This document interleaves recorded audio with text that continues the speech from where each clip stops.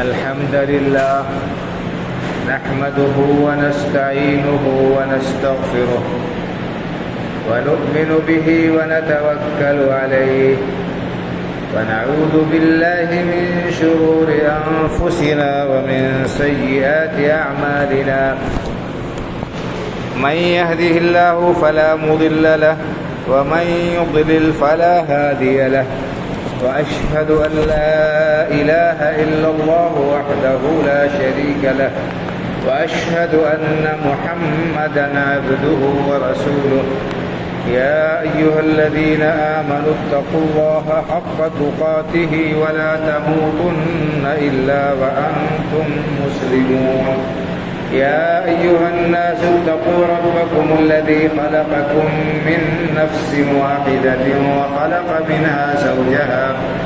وخلق منها زوجها وبث منهما رجالا كثيرا ونساء واتقوا الله الذي تساءلون به والأرحام إن الله كان عليكم رقيبا يا أيها الذين آمنوا اتقوا الله وقولوا قولا سديدا يصلح لكم أعمالكم ويغفر لكم ذنوبكم ومن يطع الله ورسوله فقد فاز فوزا عظيما أما بعد فإن خير الحديث كتاب الله وخير الهدي هدي محمد صلى الله عليه وسلم وشر الأمور محدثاتها وكل محدثة بدعة وكل بدعة ضلالة وكل ضلالة في النار أعوذ بالله من الشيطان الرجيم بسم الله الرحمن الرحيم والفجر وليال عشر رب اشرح لي صدري ويسر لي أمري واحلل عقدة من لساني يفقهوا قولي سبحانك لا علم لنا إلا ما علمتنا إنك أنت العليم الحكيم ہر قسم کی حمد و ثنا اللہ رب العالمین کے لیے لائق و زیبا ہے، جو ہم سب کا خالق و مالک پروردگار و پالنہار ہے، اور وہی اکیلا عبادت کے لائق ہے، اس کے علاوہ کوئی بھی اس کی عبادت کے لائق نہیں۔ ہم اس پاک پروردگار کی حمد و ثنا بیان کرتے ہیں اور اسی کی تعریف اور اس کی عبادت کرتے ہیں۔ بے شمار صلاۃ و سلام نازل ہو سید الاولین والآخرین امام الانبیاء والمرسلین شفیع المذنبین جناب محمد رسول اللہ صلی اللہ علیہ وسلم پر، آپ کے آل اولاد اور متبعین پر۔ معزز حاضرین جمعہ، اللہ رب العالمین نے اس امت کو بہت ساری خصوصیات سے نوازا ہے اور اس پر بہت سارے انعامات کیے ہیں۔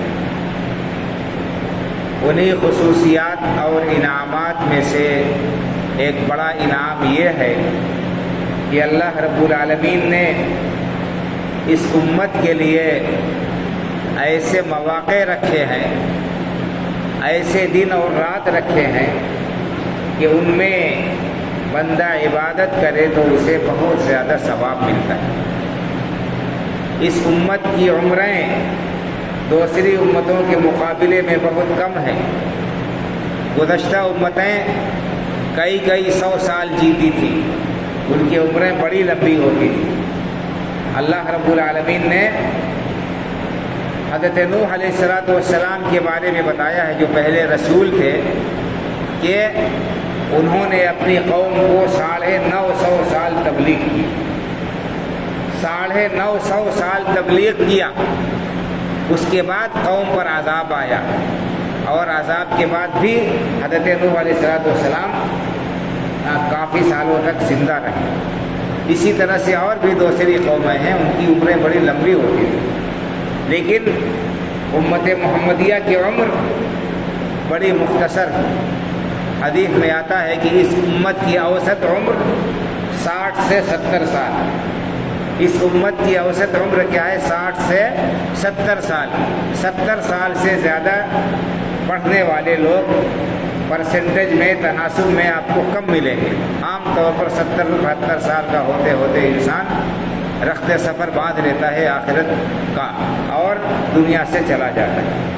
तो इस मुख्तसर सी ज़िंदगी में भी अल्लाह रब्बुल आलमीन ने हमारे लिए ऐसे मौक़े रखे हैं कि हम थोड़ी सी इबादत करें, थोड़ी सी मेहनत करें तो हमें बड़ा लंबा सवाब मिलता है, बहुत ज़्यादा सवाब मिलता है।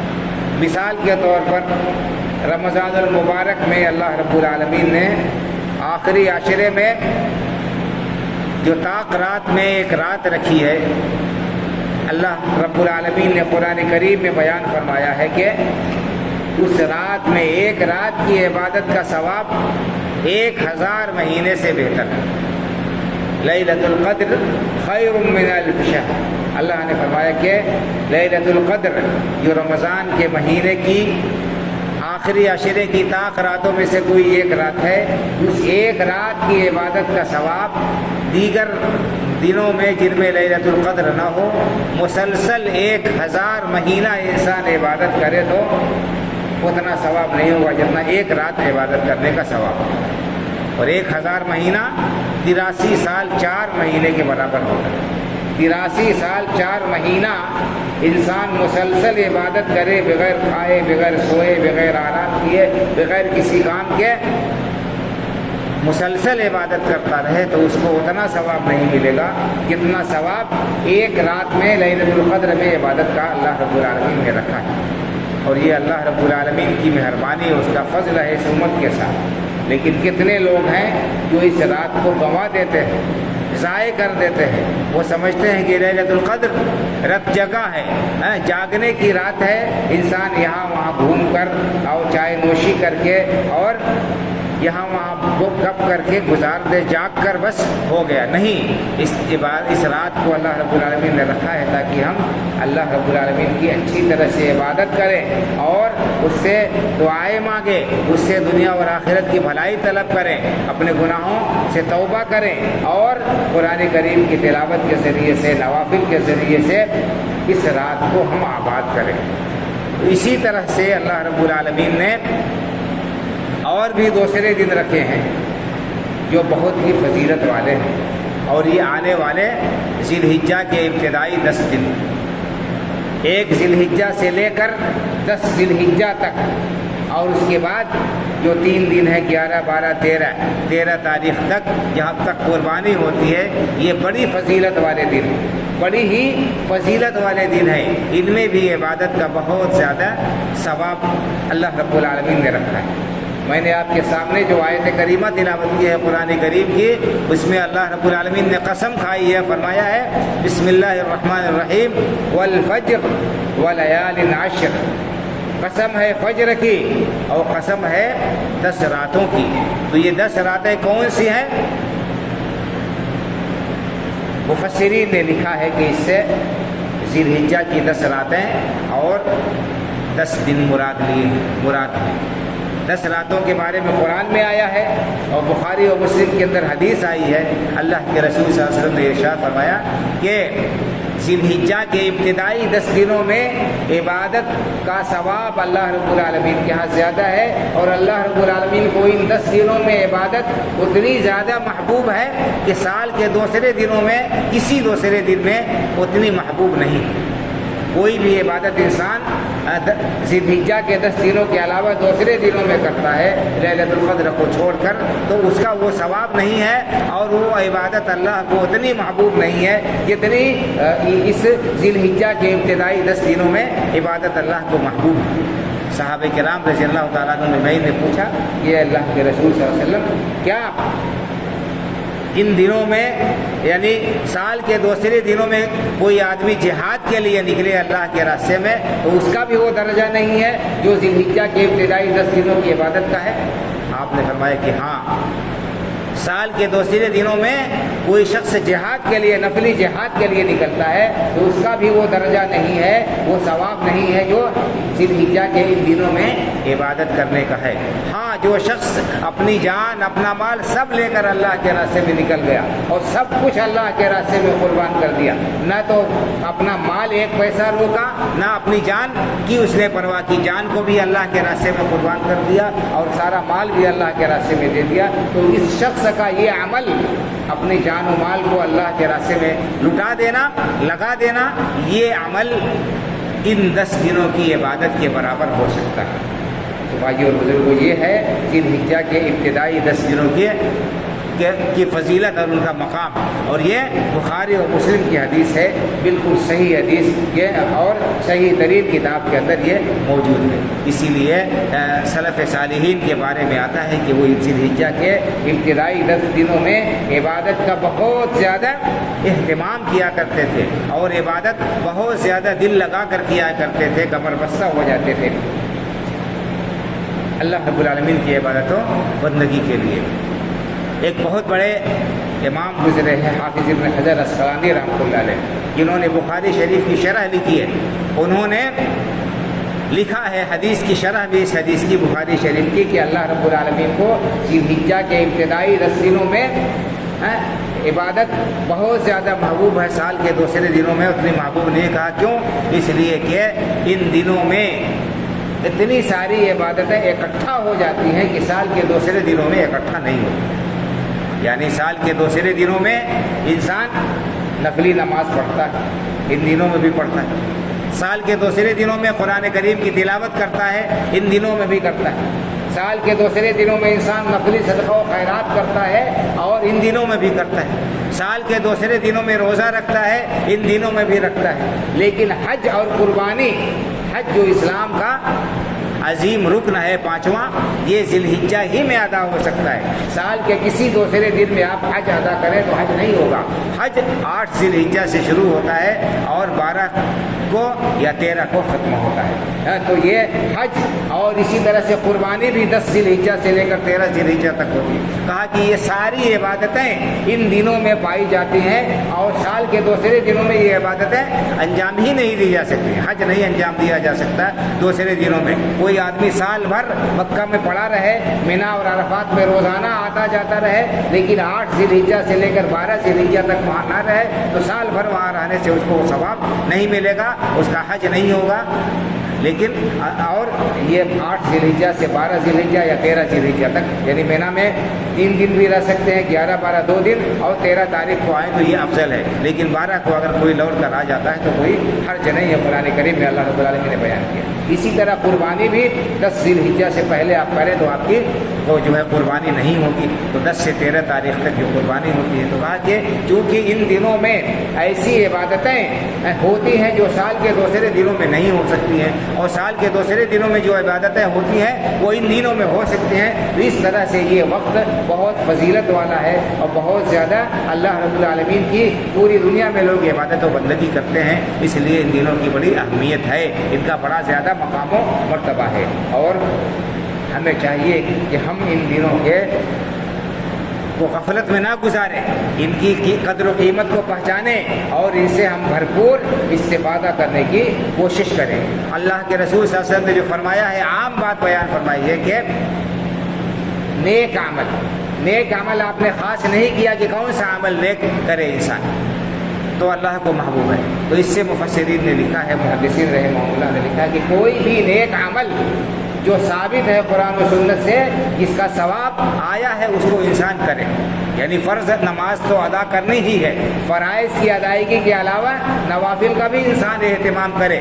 اسی طرح سے قرآن کریم کی تلاوت کرے، اللہ رب العالمین کی حمد و ثنا بیان پڑھے، سبحان اللہ، الحمدللہ، اللہ اکبر، لا الہ الا اللہ، دعائیں پڑھتا رہے، استغفار کرتا رہے، اپنی بساط بھر اللہ کے راستے میں خرچ بھی کرتا رہے، جو بھی اللہ تعالیٰ نے اسے دیا ہے کم زیادہ۔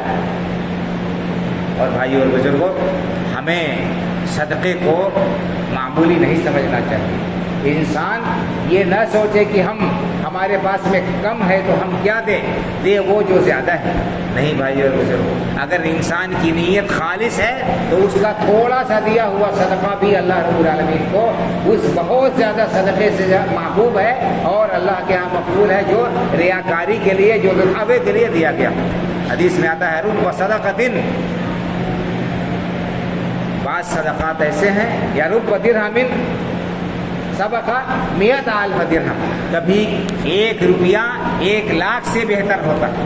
اللہ رب العالمین کے ہاں 1 روپے کی قیمت کبھی 1 لاکھ سے زیادہ ہوتی ہے۔ کیوں؟ اس لیے کہ 1 روپیہ انسان دیتا ہے، اخلاص کے ساتھ دیتا ہے، محنت کی کمائی کا دیتا ہے، حلال کمائی سے اللہ کے راستے میں خرچ کرتا ہے، تو اللہ رب العالمین کی نگاہ میں وہ 1 روپیہ بہت زیادہ محبوب ہے اور اللہ کی بارگاہ میں وہ 1 روپیہ مقبول ہے۔ ایک آدمی لاکھوں روپیہ خرچ کرتا ہے لیکن حرام کمائی ہے، ناجائز کمائی ہے یا ریاکاری کے لیے اور دکھاوے کے لیے ایسا کرتا ہے تو اس کا یہ لاکھوں روپیہ اللہ کے ہاں کوئی قیمت نہیں رکھتا ہے۔ اللہ رب العالمین کے ہاں اخلاص کی قیمت ہے، اللہ رب العالمین کے ہاں تقویٰ کی قیمت ہے، پرہیزگاری کی قیمت ہے۔ تو بہرحال یہ ذی الحجہ کے جو 10 دن ہیں ان کی بڑی فضیلت ہے اور ان میں عمل صالح ہمیں کثرت سے کرتے رہنا چاہیے۔ اللہ جو توفیق دے ہم کریں، قرآن کریم کی تلاوت کریں۔ اگر پورا قرآن نہیں پڑھ سکتے یا زیادہ ہمیں پڑھنا نہیں آتا ہے تو جو چھوٹی چھوٹی صورتیں ہیں انہی کو پڑھتے رہیں، انہی کی تلاوت کرتے رہیں اور انہی کو دہراتے رہیں، انہی کو پڑھتے رہیں، اس میں بھی ثواب ملے گا۔ یہ مجبوری ہماری ہے کہ ہم نہیں پڑھ سکے یا ہمیں زیادہ یاد نہیں ہے، تو جتنا یاد ہے اسی کو پڑھتے رہے، اسی کو دہراتے رہے، کوئی حرج نہیں ہے۔ اسی طرح سے ہر آدمی تسبیح پڑھ سکتا ہوگا، تسبیح ہر انسان پڑھ سکتا ہے، سبحان اللہ، الحمدللہ، اللہ اکبر، لا الہ الا اللہ، ان کلمات کو برابر انسان پڑھتا رہے، اپنے زبان سے ادا کرتا رہے، بلکہ اس کو انسان کو عادت بنا لینا چاہیے۔ اٹھتے بیٹھتے سوتے جاگتے چلتے پھرتے اپنی زبان کو اللہ کے ذکر سے تر رکھنا چاہیے۔ اللہ رب العالمین کا ذکر بہت عظیم شے ہے اور اس کا بہت زیادہ آپ کو ثواب ملے گا بھائی اور بزرگوں۔ اللہ کے رسول صلی اللہ علیہ وسلم نے فرمایا کل تسبیحۃ صدقہ وکل تکبیرۃ صدقہ وکل تحمیدۃ صدقہ وکل تحلیلۃ صدقہ۔ الحمدللہ کہنے سے صدقے کا ثواب ملتا ہے، اللہ اکبر کہنے سے صدقے کا ثواب ملتا ہے، لا الہ الا اللہ کہنے سے صدقے کا ثواب ملتا ہے۔ انسان جو کلمات بھی کہتا ہے اس پر اس کو اجر و ثواب ملتا ہے، اس کے اعمال نامے میں نیکیاں لکھی جاتی ہیں۔ اور اللہ رب العالمین نے قرآن کریم میں اپنے نیک بندوں کی یہ صفت بیان فرمائی ہے، الذین یذکرون اللہ قیاما وقعودا وعلی جنوبہم۔ اللہ کے نیک بندے وہ ہیں جو کھڑے کھڑے اور بیٹھے ہوئے اور چت لیٹے ہوئے بستر پر لیٹے ہوئے اللہ رب العالمین کو یاد کرتے ہیں، اللہ کا ذکر کرتے ہیں۔ اور اللہ کے رسول صلی اللہ علیہ وسلم کے بارے میں بھی یہ آتا ہے حدیث پاک میں کہ کان یذکر اللہ علی کل احیانہ، اللہ کے رسول صلی اللہ علیہ وسلم ہر حال میں اللہ کا ذکر کرتے تھے۔ تو اللہ کے ذکر کے لیے، تسبیح و تحلیل کے لیے باوضو ہونے کی کوئی قید نہیں ہے، درود شریف پڑھنے کے لیے باوضو ہونے کی کوئی قید نہیں ہے۔ باوضو اگر ہیں تو بہت اچھی بات ہے، لیکن اگر بغیر وضو کے ہیں تو بھی آپ تسبیح و تحلیل پڑھ سکتے ہیں، درود پڑھ سکتے ہیں، اور درود پاک پڑھنے کی بہت زیادہ فضیلت ہے۔ اللہ کے رسول صلی اللہ علیہ وسلم نے ارشاد فرمایا من صلی علیہ واحدۃ صلی اللہ علیہ بہا عشرہ، جو مجھ پر ایک بار صلاۃ بھیجتا ہے، جو مجھ پر ایک بار درود پڑھتا ہے، اللہ رب العالمین اس پر 10 رحمتیں نازل کرتا ہے۔ اللہ اکبر، ایک بار اللہ کے رسول صلی اللہ علیہ وسلم پر ہم صلاۃ بھیجتے ہیں، آپ کے اوپر درود بھیجتے ہیں، اللہ رب العالمین کی 10 رحمت ہم کو ہمارے اوپر نازل ہوتی ہے۔ تو کتنی بڑی یہ کمائی ہے۔ ہم اللہ کے رسول صلی اللہ علیہ وسلم کے اوپر کثرت سے صلاۃ پڑھتے رہیں، صلاۃ پڑھتے رہیں جو آپ نے سکھایا ہے، جو آپ نے سکھایا ہے، جو نماز میں ہم پڑھتے ہیں۔ اللہم صلی علی محمد وعلی آل محمد کما صلیت علی ابراہیم وعلی آل ابراہیم انک حمید مجید۔ اللہم بارک علی محمد وعلی آل محمد کما بارکت علی ابراہیم وعلی آل ابراہیم انک حمید مجید۔ اس کو کثرت سے پڑھتے رہیں، اور خاص طور سے جمعہ کی رات اور جمعہ کے دن میں۔ جمعہ کی رات کب سے شروع ہوتی ہے؟ جو رات گزر گئی، جمعرات کا دن ختم ہوا، دن ڈوب گیا، جمعہ کی رات شروع ہو گئی۔ جمعہ کی رات میں اور جمعہ کے دن میں مغرب تک کثرت سے اللہ کے رسول صلی اللہ علیہ وسلم پر درود پڑھنے کا آپ نے حکم دیا ہے اور تاکید فرمائی ہے۔ تو ہمیں چاہیے کہ ہم ان نیکیوں کو حقیر اور معمولی نہ سمجھیں اور ان کی طرف سے ہم غفلت نہ برتیں۔ تو اللہ کے رسول صلی اللہ علیہ وسلم نے جو بیان فرمایا ہے کہ ذی الحجہ کے 10 دنوں میں اللہ رب العالمین کو نیک عمل بہت محبوب ہے، بہت زیادہ محبوب ہے، تو ہمیں اس کا اہتمام کرنا چاہیے۔ ہم اپنا کام کرتے رہیں، اپنے دکان میں ہے، اپنے کارخانے میں ہے، اپنے گھر میں ہے، کچھ بھی ہم کر رہے ہیں اور زبان ہماری اللہ کے ذکر سے تسبیح و تحلیل سے کر رہے اور ہم درود پڑھتے رہیں، اس سے ہمارے اعمال نامے میں نیکیاں لکھی جاتی رہیں گی۔ اور خاص طور سے عشرہ ذی الحجہ میں تکبیر کی بہت زیادہ فضیلت ہے، انسان کو کثرت سے تکبیر کہتے رہنا چاہیے۔ یہ جو بات مشہور ہے کہ 9 ذی الحجہ کی فجر سے لے کر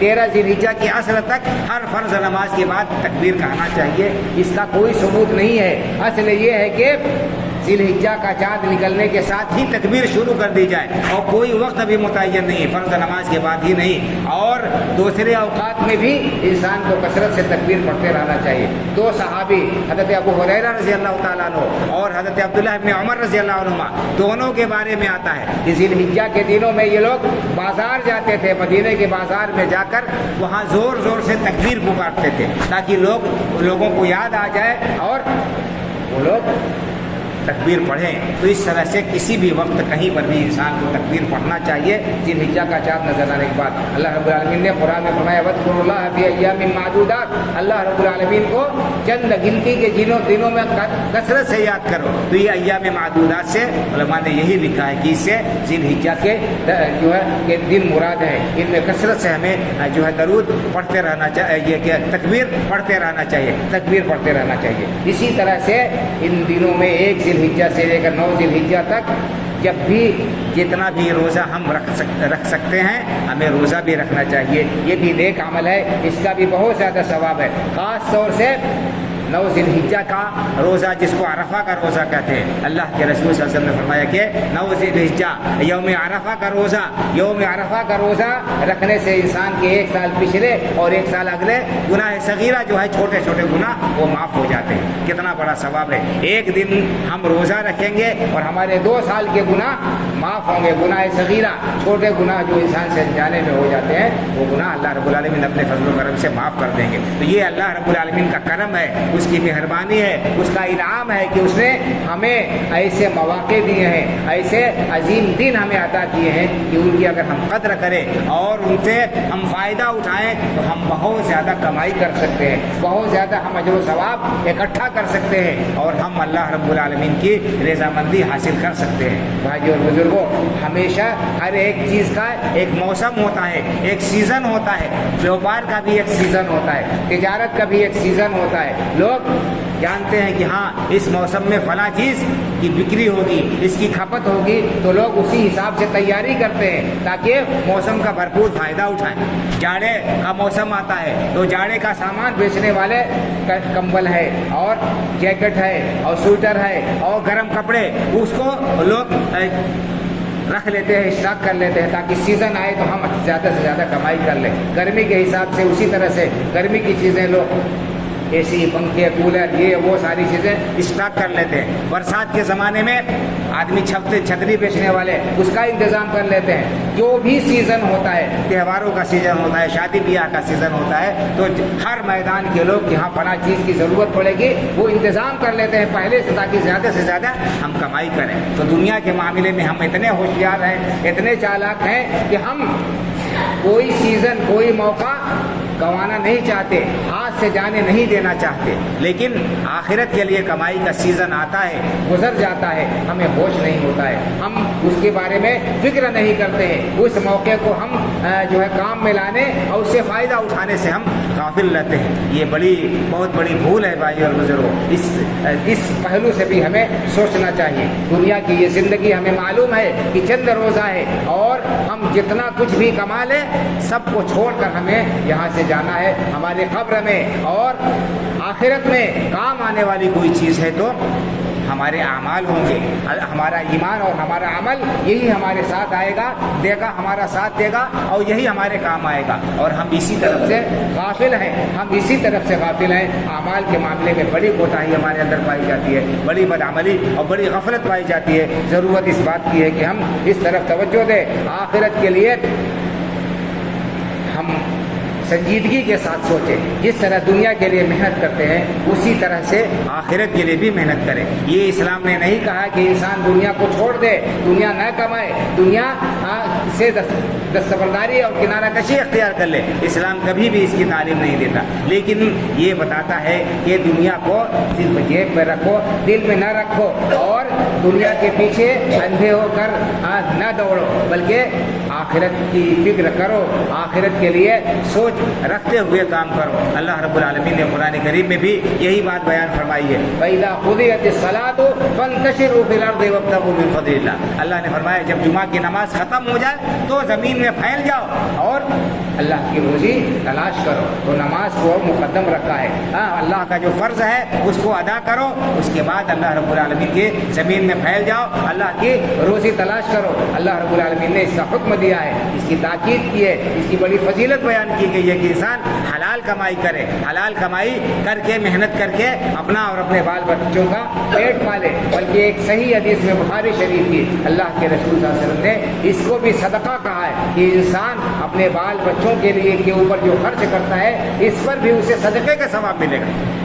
انسان اپنے بال بچوں کے اوپر جو خرچ کرتا ہے اس پر بھی اسے صدقے کا ثواب ملتا ہے، بخاری شریف کی حدیث ہے۔ تو اسلام نے دنیا کمانے سے منع نہیں کیا ہے، اس کی ترغیب دی ہے، تلقین کی ہے، منع کیا ہے اس بات سے کہ ہم دنیا کمانے میں حرام و حلال کی تمیز فراموش کر دیں، جائز و ناجائز کا خیال نہ رکھیں، حلال و حرام کا پاس و لحاظ نہ رکھیں، اندھے اور بہرے بن کر دنیا کے پیچھے پڑ جائیں۔ ایسے لوگ خسارے اور گھاٹے میں رہنے والے ہیں، ایسے لوگوں کو اللہ رب العالمین پسند نہیں کرتا۔ بہرحال خلاصہ کلام یہ ہے، کہنے کا مقصد یہ ہے کہ آنے والے جو دن ہے، اگلا جمعہ جو رہے گا وہ ذی الحجہ کی چاہے پہلی تاریخ ہو یا دوسری تاریخ ہو سکتی ہے، ان دنوں کی ہم قدر کریں اور ذی الحجہ کے دنوں میں ہم عبادت کا اہتمام کریں زیادہ سے زیادہ۔ اور اس کے بعد قربانی کے بارے میں آپ کو معلوم ہی ہے کہ قربانی اسلام کا ایک عظیم شعار ہے، اور جس کو استطاعت ہو اسے ضرور قربانی کرنی چاہیے۔ اس سلسلے میں غفلت اور کوتاہی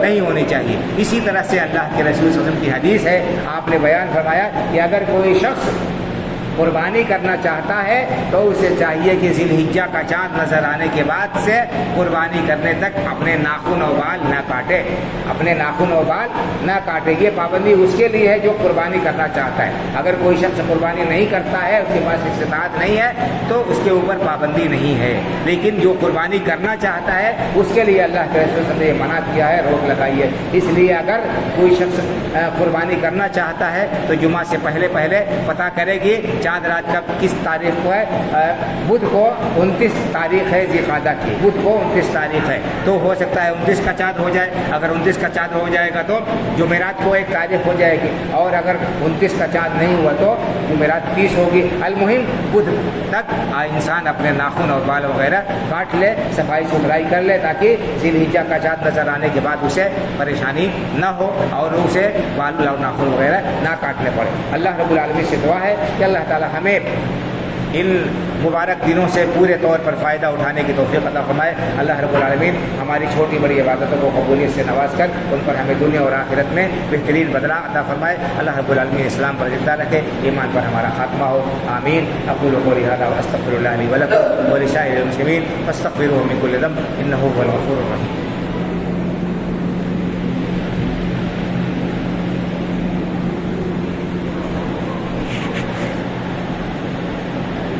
إن الحمد لله نحمده ونستعينه ونستغفره ونؤمن به ونتوكل عليه ونعوذ بالله من شرور أنفسنا ومن سيئات أعمالنا من يهده الله فلا مضل له ومن يضلل فلا هادي له وأشهد أن لا إله إلا الله وحده لا شريك له وأشهد أن محمدا عبده ورسوله إن الله وملائكته يصلون على النبي يا أيها الذين آمنوا صلوا عليه وسلموا تسليما اللهم صل على محمد وعلى آل محمد كما صليت على إبراهيم وعلى آل إبراهيم إنك حميد مجيد اللهم بارك على محمد وعلى آل محمد كما باركت على إبراهيم وعلى آل إبراهيم إنك حميد مجيد اللهم انصر من نصر دين محمد صلى الله عليه وسلم واجعلنا منهم واخذل من خذل دين محمد صلى الله عليه وسلم ولا تجعلنا منهم عباد الله رحمكم الله إن الله يأمر بالعدل والإحسان وإيتاء ذي القربى وينهى عن الفحشاء والمنكر والبغي يعظكم لعلكم تذكرون فاذكروا الله يذكركم وادعوه يستجب لكم ولذكر الله أكبر والله يعلم ما تصنعون